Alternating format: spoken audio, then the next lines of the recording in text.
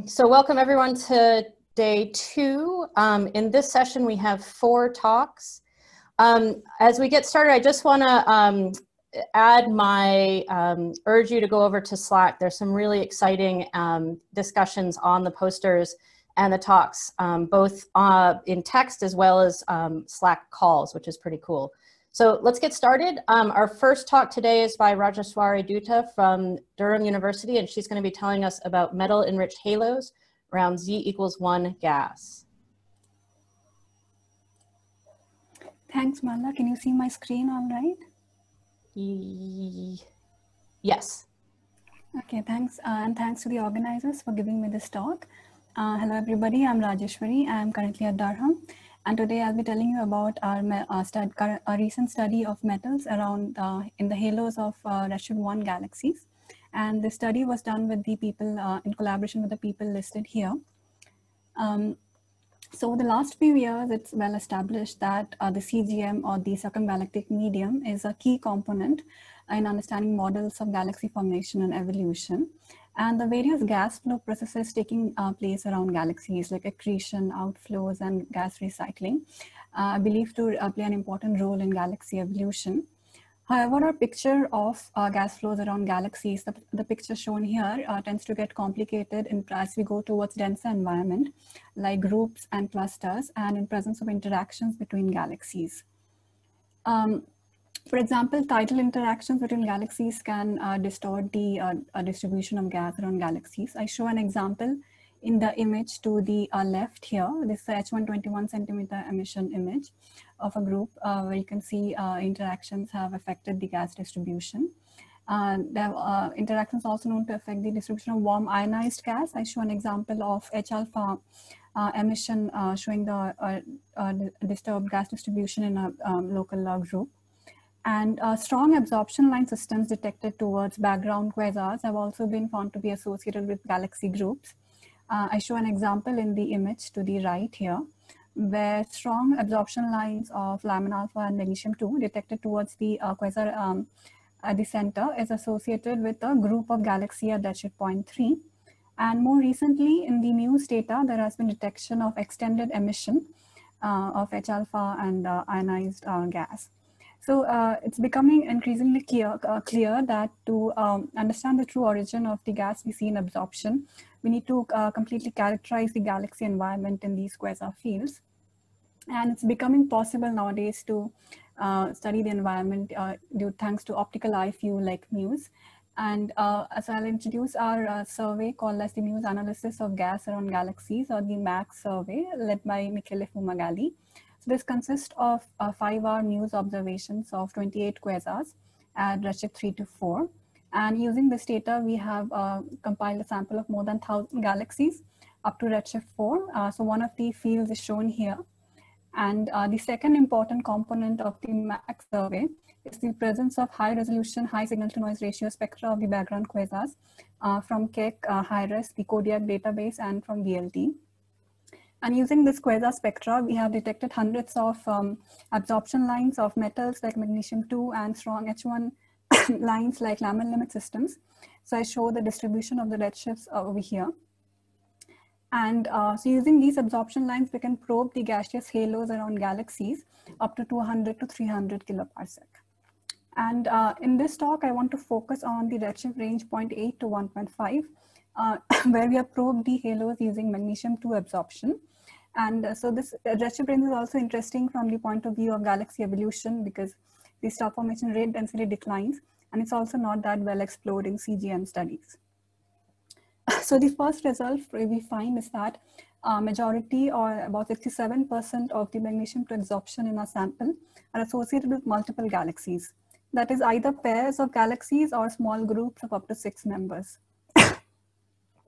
I show an example here where towards the quasar at the center, we detect magnesium-2 absorption at redshift 0.9, and it is found to be associated with 6 galaxies marked here in circles detected via their O2 emission. So we studied the distribution of metals around these galaxies. This plot shows the equivalent width of magnesium-2, which is a measure of the strength of the absorption, as a function of impact parameter, the distance from the galaxy center, So the stars here are detections from our sample, and the upper limits are triangles. And I also show points from various literature studies, mostly at lower redshift, that is redshift less than 0.5, as open symbols here. So the first thing we find is that there's no qualitative evolution in the distribution of metals from redshift 0.5 to 1 and beyond. The blue points here are basically multiple galaxies or groups of galaxies, whereas the red points are isolated or single galaxies. And the dashed and dotted lines are fits to the data. And we find that IFU surveys like MAG and our survey are sort of populating this parameter space or pushing this parameter space towards higher equivalent width and higher impact parameter and detecting more and more galaxies in groups, which leading to more scatter in this relation. So while the equivalent width on average declines with increasing impact parameter, there's a large scatter which indicates that the distribution of metals in denser environments like groups is likely to be more complex. You can also look at the covering fraction of the metals as a function of impact parameter. So this plot shows the impact parameter for different equivalent with sensitivity limits. And if you focus on the black points here, so it declines to about and stays a constant around 20% beyond 200 kiloparsec. But beyond 300 kiloparsec, though not statistically significant, we do see a slight increase, which could be due to overlapping of halos of different galaxies in groups. So to investigate this, excuse me, effect of the environment on the CGM of galaxies, we looked at groups and isolated galaxies separately. This plot shows, the plot on the left shows the covering fraction for groups in blue and isolated galaxies in red as a function of impact parameter normalized by the virial radius. So within 200 kiloparsec or twice the virial radius, we find that groups tend to show 3 times higher covering fraction of metals than isolated galaxies. They also show enhanced or 5 times enhanced MGT equivalent width compared to isolated galaxies. And now the origin of this absorption could be due to, enhanced absorption could be due to various factors, like either it could arise from the halo of a single massive galaxy in the group, or it could be due to superposition of multiple halos. We compared our observations to a superposition model shown here in gray points. And while we find that it could explain about 60% of the observations, it does not explain all of them, especially at higher equivalent width, which indicates that there are likely to be additional factors like interactions between galaxy or with the intergroup medium, which could be enhancing the MG2 equivalent width and covering fraction. Time to wrap up. So I'll summarize with that. We have conducted a galaxy survey in 28 quasar fields with MUSE and high quality quasar spectra from Keck and VLT. And using a sample of 200 galaxies at redshift about 1, we find that majority of the magnesium to absorption we detect in the quasar spectra associated with multiple galaxies.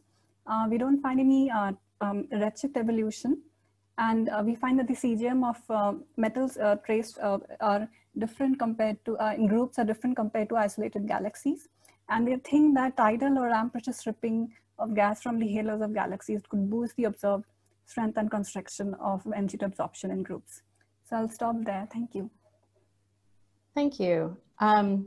Questions for this presentation? And I remind you that you can use either the question and answers in the Zoom or on Slack. Marla, can I ask one real quick? Yeah, go ahead. Yeah, I was wondering if you could talk a little bit about the completeness for the low magnesium, the low equivalent with magnesium stuff. How did you estimate completeness for those?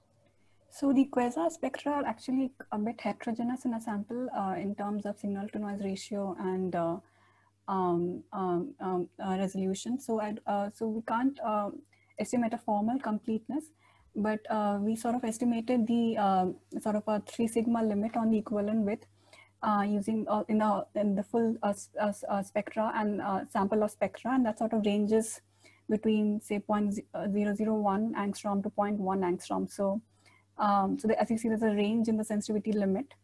So for the covering fraction estimates, we imposed a complete, I think it was 0.03 angstrom of equivalent width. So we only selected those sightlines for which we there is sensitivity to that limit. Awesome, thank you. We'll need to move on. As a reminder, we can continue the conversation on Slack.